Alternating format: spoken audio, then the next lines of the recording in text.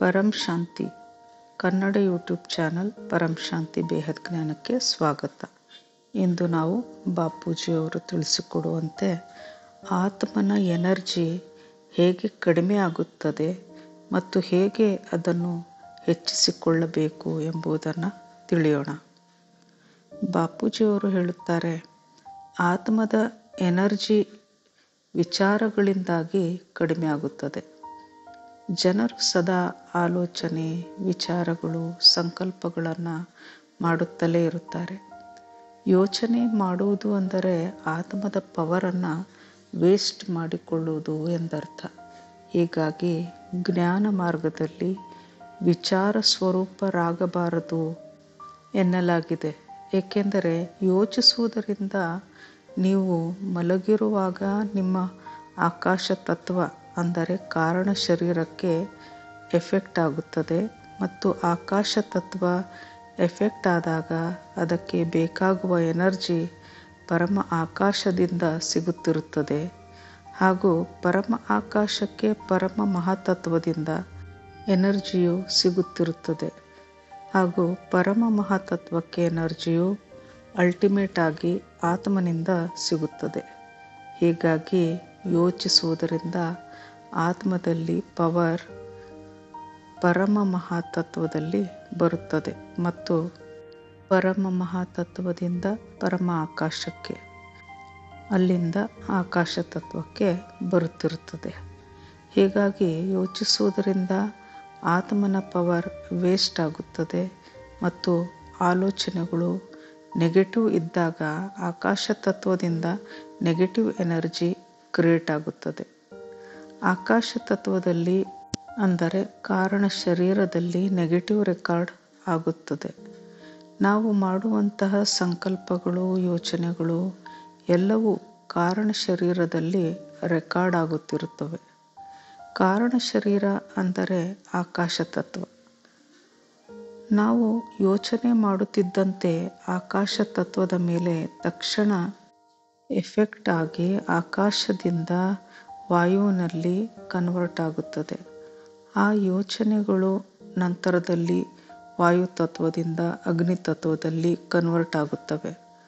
ನಮ್ಮ ಸಂಕಲ್ಪಗಳು ಅಥವಾ ಆಲೋಚನೆಗಳು, ಉದಾಹರಣೆಗೆ ನಾವು ಯಾರನ್ನಾದರೂ ನೆನಪು ಮಾಡಿಕೊಂಡಾಗ ನಮ್ಮ ಆಲೋಚನೆಯಲ್ಲಿ ಅವರ ಭಾವಚಿತ್ರ ಅಂದರೆ ನಮ್ಮ ಮನದಲ್ಲಿ ಅವರ ಚಿತ್ರವು ಬಂದಾಗ ಅವರ ಬಗ್ಗೆ ನಾವು ನೆಗೆಟಿವ್ ಯೋಚಿಸುತ್ತಿದ್ದರೆ ಆ ವ್ಯಕ್ತಿಗೆ ಅದು ತಕ್ಷಣ ಹೋಗಿ ಸೇರಿಕೊಳ್ಳುತ್ತದೆ.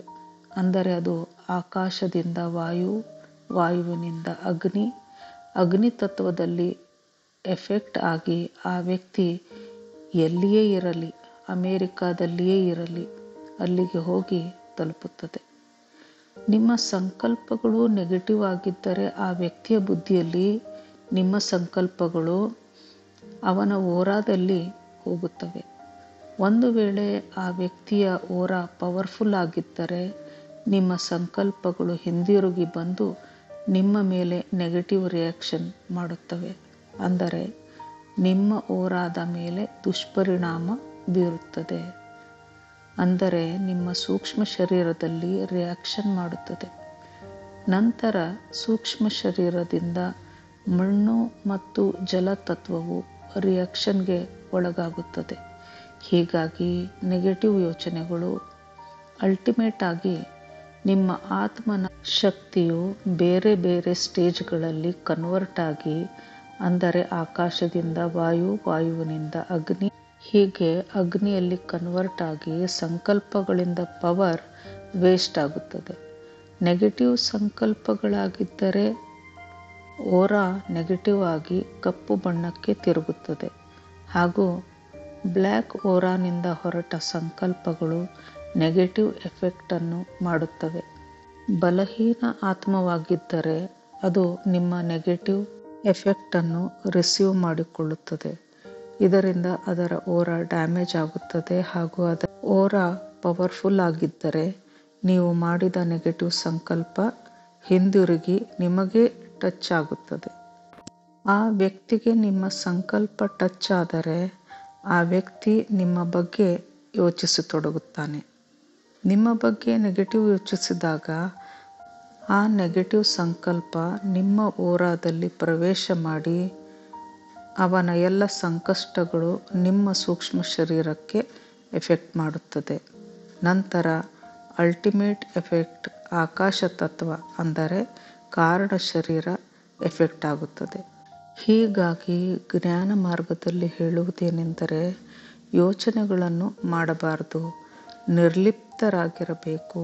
ಸದಾ ಬುದ್ಧಿಯನ್ನು ಸರ್ವೋಚ್ಚ ಪರಂಧಾಮದಲ್ಲಿ ನೆಲೆಸುವಂತೆ ಮಾಡಬೇಕು. ಬುದ್ಧಿಯನ್ನು ಬೇಹದ್ ಕಲಾದ ಪರಂಧಾಮದಲ್ಲಿ ನೆಲೆ ನಿಲ್ಲುವಂತೆ ಮಾಡುವುದರಿಂದ ನೀವು ಏನನ್ನು ಯೋಚಿಸುತ್ತೀರೋ ಅದುವೇ ನಿಮಗೆ ಫಲಸ್ವರೂಪವಾಗಿ ಸಿಗುತ್ತದೆ. ಆತ್ಮಸ್ವರೂಪದಲ್ಲೇ ಸ್ಥಿತರಾಗಿ ಪವರನ್ನು ಧಾರಣೆ ಮಾಡಿಕೊಳ್ಳಬೇಕು. ಆದರೆ ಹೀಗೆ ಮಾಡುವುದರಿಂದ ಬರುವ ಪವರ್ ಆಕಾಶ ತತ್ವದಲ್ಲಿ ಬರುತ್ತಿದ್ದಂತೆ ರಿಫ್ಲೆಕ್ಷನ್ ಆಗಿ ನಿಮ್ಮಲ್ಲಿ ಉಳಿದುಕೊಳ್ಳುವುದಿಲ್ಲ, ಹೊರ ಹೋಗುತ್ತದೆ. ಅಂದರೆ ಓರಾದಲ್ಲಿ ಹರಡಿಕೊಳ್ಳುತ್ತದೆ. ಅಂದರೆ ನಿಮ್ಮೊಳಗಿನ ಆಕಾಶ ತತ್ವದಿಂದ ಪರಮ ಆಕಾಶ ತತ್ವಕ್ಕೆ ಹೋಗಿ ಸೇರುವುದಿಲ್ಲ. ಏಕೆಂದರೆ ಪರಮ ಆಕಾಶದಲ್ಲಿ ಹೋಗಲು ಆತ್ಮಸ್ವರೂಪದ ಅನುಭೂತಿಯ ಅವಶ್ಯಕತೆ ಇದೆ. ಹೀಗಾಗಿ ಆತ್ಮಸ್ವರೂಪದಲ್ಲಿ ಜ್ಞಾನವನ್ನು ಪಡೆದಾಗ ಆತ್ಮಸ್ವರೂಪದ ಅನುಭವವಾಗುತ್ತದೆ ಮತ್ತು ಬುದ್ಧಿಯು ಸರ್ವೋನ್ನತ ಪರಮಧಾಮದಲ್ಲಿ ಆಲ್ಮೈಟಿ ಅಥಾರಿಟಿಯನ್ನು ನೆನೆಯುತ್ತಾ ಅಲ್ಲಿಯೇ ನೆಲೆಯಾಗುತ್ತದೆ. ಹೀಗೆ ಸದಾ ತಂದೆಯನ್ನು ನೆನೆಯುತ್ತಾ ಇದ್ದರೆ ಅಲ್ಲಿಂದ ಬರುವ ಪರಮ ಲೈಟ್ ಕ್ರಮೇಣವಾಗಿ ಆತ್ಮನ ಕಾರಣ ಶರೀರದಲ್ಲಿ ಸೇರಿಕೊಳ್ಳುತ್ತದೆ. ನಂತರ ಪರಮ ಮಹಾ ಕಾರಣ ಶರೀರಕ್ಕೆ ಹೀಗೆ ಕ್ರಮಕ್ರಮೇಣವಾಗಿ ಆತ್ಮನಲ್ಲಿ ಸೇರಿಕೊಳ್ಳುತ್ತದೆ. ಆದರೆ ಇದೆಲ್ಲವೂ ಆತ್ಮ ಸ್ವರೂಪದಲ್ಲಿದ್ದಾಗ ಮಾತ್ರ ಸಾಧ್ಯ. ಇಲ್ಲವಾದರೆ ಪವರ್ ಉಳಿದುಕೊಳ್ಳುವುದು ಅಸಾಧ್ಯವಾಗುತ್ತದೆ. ಹೀಗಾಗಿ ಗೀತೆಯಲ್ಲಿಯೂ ಸಹ ನೀನು ಆತ್ಮ ಸ್ವರೂಪದಲ್ಲಿ ನೆಲೆಯಾಗಿ ನನ್ನನ್ನು ಸ್ಮರಿಸು, ನಾನು ನಿನ್ನ ಎಲ್ಲ ಪಾಪಗಳನ್ನು ನಾಶ ಮಾಡಿ ಸರ್ವೋನ್ನತ ಪರಂಧಾಮಕ್ಕೆ ಕರೆದೊಯ್ಯುತ್ತೇನೆ ಎಂದು ಕೃಷ್ಣ ಹೇಳುತ್ತಾನೆ. ಪರಮಪಿತನನ್ನು ಸ್ಮರಿಸುವುದರಿಂದ ಸಿಗುವಂತಹ ಪವರ್, ಸ್ಮರಿಸುವುದು ಎಂದರೆ ಭಗವಂತನೊಂದಿಗೆ ಕನೆಕ್ಟ್ ಆಗುವುದರಿಂದ ಪರಮ ಲೈಟ್ನ ಪ್ರಾಪ್ತಿಯಾಗುತ್ತದೆ. ಇದರಿಂದ ಆಕಾಶ ತತ್ವ ಅಂದರೆ ಕಾರಣ ಶರೀರದಲ್ಲಿರುವ ಜನ್ಮ ಜನ್ಮಗಳ ಎಲ್ಲ ರೆಕಾರ್ಡ್ಗಳು ಡಿಲೀಟ್ ಆಗಿ ಹೋಗುತ್ತವೆ. ಅಂದರೆ ವಿಕರ್ಮಗಳೆಲ್ಲ ನಾಶವಾಗುತ್ತವೆ. ಆಗಲೇ ನೀವು ಎಲ್ಲಿಂದ ಬಂದಿರುವಿರೋ ಅಲ್ಲಿಗೆ ಪುನಃ ಹೋಗಿ ಸೇರಬಲ್ಲಿರಿ. ಒಂದು ವೇಳೆ ನಿಮ್ಮ ಆತ್ಮನಲ್ಲಿ ಬೇಹದ್ ಕಲಾದ ಪವರ್ ಇರುವುದಾದರೆ ನೀವು ಬೇಹದ್ ಕಲಾಗೆ ಹೋಗುವಿರಿ ಎನ್ನುತ್ತಾರೆ ಬಾಪೂಜಿಯವರು. ಮಹಾಬ್ರಹ್ಮಾಂಡದಿಂದ ಬಂದಿದ್ದರೆ 8ರಿಂದ 10 ಕಲಾ ಪವರ್ನ ಪರಂಧಾಮಕ್ಕೆ ಹಾಗೂ 16ರಿಂದ 20 ಕಲಾ ಇದ್ದರೆ ಯೂನಿವರ್ಸ್ನ ಪರಂಧಾಮಕ್ಕೆ, ಹೀಗೆ ಗ್ರೇಟ್ ಯೂನಿವರ್ಸ್ಗೆ ಮೇಲೆ ಮೇಲೆ ಆತ್ಮನಲ್ಲಿ ಎಷ್ಟು ಪವರ್ ಇದೆಯೋ ಅಷ್ಟು ಆತ್ಮ ಮೇಲೆ ಮೇಲಿನ ಪರಂಧಾಮಕ್ಕೆ ಸಾಗುತ್ತಾ ಹೋಗುತ್ತದೆ. ಹೀಗಾಗಿ ಆತ್ಮನ ಪವರನ್ನು ಕಳೆದುಕೊಳ್ಳಬಾರದು. ಯೋಚನೆಯಿಂದ ಆತ್ಮದ ಪವರ್ ಕ್ಷೀಣಿಸುತ್ತಾ ಹೋಗುತ್ತದೆ. ನೆಗೆಟಿವ್ ಅಂತೂ ಯೋಚಿಸಲೇಬಾರದು. ಆತ್ಮಸ್ವರೂಪದಲ್ಲಿ ಬೇಹದ್ ಕಲಾದ ಪವರನ್ನು ಧಾರಣೆ ಮಾಡಿಕೊಂಡು ಪರಮ ಶಾಂತಿಯ ವೈಬ್ರೇಷನನ್ನು ಎಲ್ಲೆಡೆ ಹರಡುವುದರಿಂದ ಆತ್ಮನಲ್ಲಿ ಪರಮ ಲೈಟ್ನ ವೈಬ್ರೇಷನ್ ಜೊತೆಗೆ ಪರಮ ಶಾಂತಿಯ ವೈಬ್ರೇಷನ್ ಹರಡುತ್ತದೆ. ಇದರಿಂದ ಮೊದಲನೆಯದಾಗಿ ನಿಮ್ಮ ಕಾರಣ ಶರೀರ, ಮಹಾಕಾರಣ ಶರೀರ, ಪರಮ ಮಹಾಕಾರಣ ಶರೀರ ಹಾಗೂ ಸೂಕ್ಷ್ಮ ಶರೀರ ಎಲ್ಲದರಲ್ಲಿಯೂ ಪರಮ ಶಾಂತಿಯ ವೈಬ್ರೇಷನ್ ಹರಡುತ್ತದೆ ಮತ್ತು ಅದು ವಾಯುಮಂಡಲದಲ್ಲಿ ಎಲ್ಲೆಡೆ ಹರಡಿಕೊಳ್ಳುತ್ತದೆ. ಆಗ ನಿಮ್ಮ ಮನೆ ಪರಮಶಾಂತಿಯಿಂದ ತುಂಬಿಕೊಳ್ಳುತ್ತದೆ.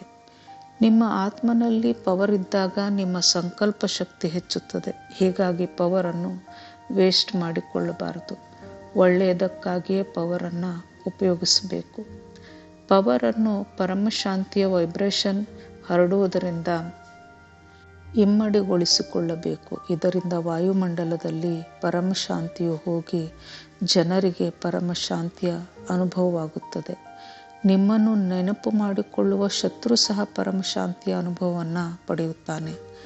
ನಮ್ಮನ್ನು ಸ್ಮರಿಸುವವರು ಅಮೆರಿಕಾದಲ್ಲಿಯೇ ಇರಲಿ, ವೈಬ್ರೇಷನ್ ಅಲ್ಲಿಯವರೆಗೂ ಹೋಗಿ ತಲುಪುತ್ತದೆ. ನೆಗೆಟಿವ್ ಅನ್ನು ಪಾಸಿಟಿವ್ ಆಗಿ ಕನ್ವರ್ಟ್ ಮಾಡಬೇಕು. ಶತ್ರುಗಳನ್ನು ಸಹ ಪರಿವರ್ತನೆ ಮಾಡಬೇಕಿದೆ. ನಾವು ಎಂದಿಗೂ ನೆಗೆಟಿವ್ ಯೋಚಿಸಲೇಬಾರದು. ನೋಡಿದರೂ ನೋಡದಂತೆ ಇರಬೇಕು. ಏಕೆಂದರೆ ನೋಡಿದ್ದನ್ನೆಲ್ಲ ಮನಸ್ಸು ಯೋಚಿಸುತ್ತಿರುತ್ತದೆ. ಇದರಿಂದ ಎನರ್ಜಿ ವೇಸ್ಟ್ ಆಗುತ್ತದೆ. ಹೀಗಾಗಿ ಕಂಡರೂ ಕಾಣದಂತೆ ಇರಬೇಕು. ನೋಡುವುದೇ ಆದರೆ, ಸ್ಮರಿಸುವುದೇ ಆದರೆ ಪರಮಪಿತನನ್ನು ನೋಡಬೇಕು, ಅವನನ್ನೇ ಸ್ಮರಿಸಬೇಕು. ಕೇಳಿಸಿದರೂ ಕೇಳಿಸದಂತೆ ಶಬ್ದದಿಂದ ಆಚೆಯ ಸ್ಥಿತಿಯಲ್ಲಿ ಪವರನ್ನು ನೀಡುವಂತಹ ಸರ್ವೋನ್ನತ ಪರಂಧಾಮದ ಬೇಹದ ಪರಮಪಿತಾನನ್ನು ಬುದ್ಧಿಯಿಂದ ಸ್ಮರಿಸುತ್ತಿರಬೇಕು. ಒಟ್ಟಾರೆ ಜ್ಞಾನವು ಬಹಳ ಸರಳವಾಗಿದೆ. ಏನನ್ನೂ ಯೋಚಿಸಬಾರದು, ಸಂಕಲ್ಪ ಮಾಡಬಾರದು. ನೆಗೆಟಿವ್ ವಿಚಾರಗಳು ರಿಯಾಕ್ಷನ್ ಮಾಡಿದಾಗ ನಮ್ಮ ಓರಾದಲ್ಲಿ ಎಫೆಕ್ಟ್ ಮಾಡಿ ನೆಗೆಟಿವ್ ವಾಯುಮಂಡಲ ಕ್ರಿಯೇಟ್ ಮಾಡುತ್ತದೆ. ನಂತರ ವಾಯು ಆಕಾಶವನ್ನು ಎಫೆಕ್ಟ್ ಮಾಡುತ್ತದೆ. ಕಾರಣ ಶರೀರದವರೆಗೆ ಸಂಕಲ್ಪಗಳು ತಲುಪುತ್ತವೆ. ಹೀಗಾಗಿ ಯೋಚನೆ ಮಾಡಬಾರದು, ವಿಚಾರ ಶೂನ್ಯರಾಗಿರಬೇಕು. ಇದರಿಂದ ಆತ್ಮನ ಪವರ್ ವೇಸ್ಟ್ ಆಗುವುದಿಲ್ಲ. ಯೋಚಿಸುವುದೇ ಆದರೆ ಕೇವಲ ಪರಮಶಾಂತಿಯನ್ನು ಯೋಚಿಸಿ ವೇಸ್ಟನ್ನು ಕೂಡ ಬೆಸ್ಟ್ ಮಾಡಿಕೊಳ್ಳುವುದೇ ಬೇಹದ್ ಜ್ಞಾನಿಗಳ ಲಕ್ಷಣವಾಗಿದೆ. ಪರಮ ಶಾಂತಿ, ಬೇಹದ್ ಕಿ ಪರಮ ಶಾಂತಿ.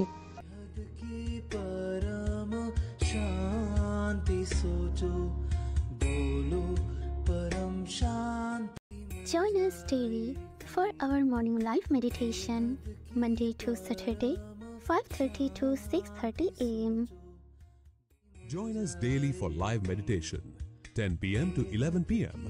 on YouTube Live. Subscribe now. Website www.paramshanti.org. Email us anand@paramshanti.org. Like, share, subscribe. Join today. बेहद की परम शांति सो